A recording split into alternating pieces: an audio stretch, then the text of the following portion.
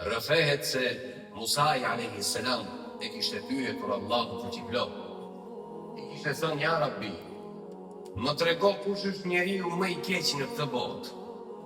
Dhe Zoti e kishte udhëruar.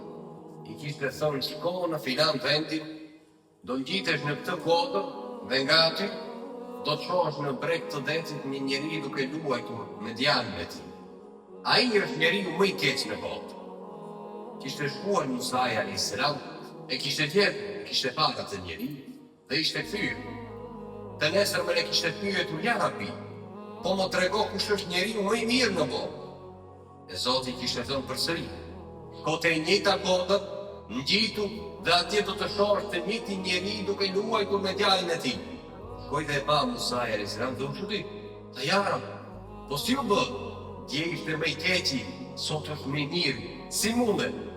E Allahu fuqiplot tha, ja Musa, ndje kur e peti me atë, ai tha, luante me djalin e vet. Dhe djali e pyeti, tha, o baba, sa shumë vurënes të imët të rërës, sa numër i madh, a thua bahu ka në botë diçka më shumë se ajo? E baba ishte përgjigju, po birim, janë pikat e këtij deti që e sheh përpara. Tha, o baba, po sa shumë? Po a ka diçka më shumë se pikat e këtij deti kaq të madh? Tha, po birim, janë gjinahet e babait tënd. Tha, o baba, sa shumë? Po a ka diçka që është më e madhe se këto gjinahe kaq shumë që i pas këtij babai? Tha, po birim, është falja e Zotit tënd.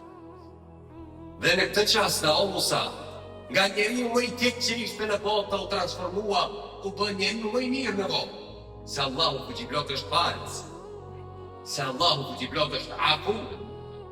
Është falës që edhe fshin gjinahun as melekët që kanë shkruajtur mos ta dinë.